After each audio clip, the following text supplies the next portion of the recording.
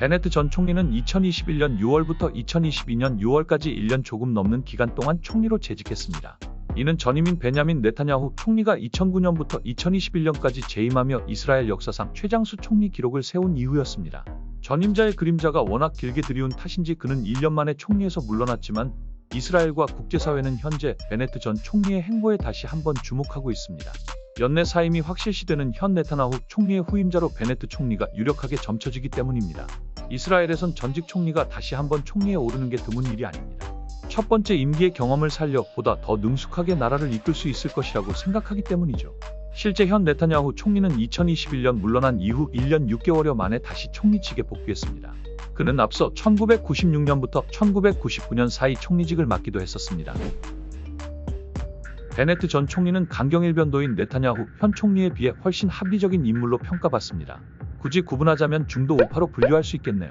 특히 중동의 외딴 섬 같은 처지였던 이스라엘의 우방국을 확보하는 데 베네트 전 총리는 혁혁한 공을 세웠습니다. 취임 3개월 만에 이집트를 방문해 압델파타 엘시시 대통령과 정상회담을 갖고 양국 간 경제 협력 방안을 논의했으며 이스라엘과 팔레스타인의 평화 프로세스 문제를 놓고도 함께 머리를 맞댔습니다. 또 이스라엘 총리로선 사상 처음으로 UAE를 공식 방문해 셰이크 하메드 빈 타헤드 알 나얀 왕세자와 회담을 가졌습니다. 이들 중동 국가들이 베네트 전 총리와 정상회담을 한 것은 사실 보통 큰 부담이 아닙니다. 같은 아랍계인 팔레스타인에서 아랍 국가들은 이스라엘이 요르단강 서안에서 철수하고 팔레스타인 국가 건설을 용인할 때까지 이스라엘과 수교해서는 안 된다. 고 압박을 해왔기 때문입니다. 이스라엘과 수교하면 배신이라는 얘기죠. 또 베네트 전 총리는 비록 순위파의 종주국인 사우디아라비아를 직접 찾진 못했지만 물밑에서 관계 개선을 이뤄내 이스라엘 항공기가 사우디 영공을 통과하도록 하는 성과를 내기도 했습니다. 중동의 왕따였던 이스라엘이 이들 국가들과 적어도 적대적 관계를 풀어내며 반이란 연대를 느슨하게나마 엮어낸 것은 외교적으로 의미 있는 성과입니다. 물론 1차적으로는 도널드 트럼프 전 미국 대통령의 중재로 이스라엘과 일부 중동 국가 간 관계 정상화 협약인 아브라함 협정의 결과이지만 베네트 전 총리의 실용적인 외교 행보가 관계 개선에 박차를 가하는 계기가 됐던 것은 분명합니다. 베네트 전 총리의 이 같은 외교 성과는 현재 이스라엘이 하마스, 이란과 대치하고 있는 상황에서 큰 힘으로 작용하고 있습니다. 사우디아라비아, 아랍에미리트, 요르단 등 주요 아랍 국가들이 이스라엘에 대해 적극적인 공세적 입장을 취하지 않고 있기 때문이죠. 베네트 전 총리 정권에 이스라엘 역사상 가장 다양한 정당들이 참여한 것도 그의 유연함에서 비롯된 것으로 볼 수 있습니다. 베네트 전 총리는 우파 정당인 야미나 당의 대표였지만 우파, 좌파, 중도파와 심지어 아랍 이슬람 계열의 소수당들을 통합해 외연을 넓혔고 총리에 오르는 데 성공했습니다. 베네트 전 총리의 유연함과 실용성은 그의 부모의 영향이 컸습니다. 베네트는 이스라엘에서 세 번째로 큰 도시인 하이파에서 태어나 자랐습니다.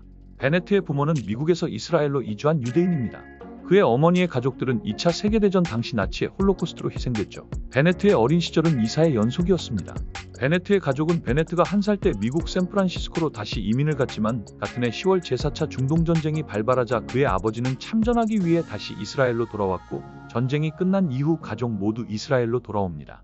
하지만 아버지의 일자리에 따라 베네트 나이 4살 때 캐나다 몬트리올로 이주했다가 2년 만에 이스라엘 하이파로 돌아오고 또 다시 초등학교 2학년 때 미국 뉴저지로 이주했다가 또다시 2년 만에 하이파로 돌아오는 생활을 반복합니다. 다양한 삶의 환경을 경험한 게 베네트 전 총리의 의식과 사고구조에 큰 영향을 주었을 것으로 추측됩니다. 베네트 전 총리는 성인이 되자 여느 이스라엘 남성들처럼 군 복무를 하게 됐습니다. 그는 이스라엘 최정예 특수부대인 사이렌 메트칼에서 병사로 복무하며 여러 작전에 참여했는데요. 사이렌 메트칼은 인질 구출작전 등 최고난도 작전을 수행하는 부대입니다. 의무 복무를 마친 뒤 그는 장교로 전향해 사이렌 메트칼에 복무하게 됩니다. 이후 또 다른 특수부대인 마글렌에서도 지휘관으로 복무하게 되죠. 6년여간의 군복무를 마친 뒤 베네트 전 총리는 히브리대 법대에서 학사 학위를 취득한 뒤 비즈니스맨으로 변신합니다. 미국으로 건너가 소프트웨어 회사 사이오타를 설립했고 이를 1억 4,500만 달러에 매각해 베네트 전 총리는 백만장자 반열에 오르게 됩니다. 이후 클라우드 기반 서비스 업체인 솔루토의 최고 경영자를 역임하는 등 활발한 활동으로 부를 축적해 나갑니다. 이후 베네트 전 총리는 투자자로도 큰 성공을 거둡니다. 미국 핀테크 기업인 페이오니어에 투자했는데 포브스지는 그가 관련 투자로만 500만 달러를 번 것으로 추산했습니다. 강성 시오니즘 정치인과 베네트 전 총리가 차별화될 수밖에 없는 이유가 여기에 있습니다. 이스라엘 상황에 정통한 관계자는 베네트 전 총리는 올 연말 네타냐후 총리가 물러나면 새 총리 후보로 급부상하고 있다며 총리 또는 국방부 장관 등으로 내각에 참여할 가능성이 매우 높다고 전했습니다.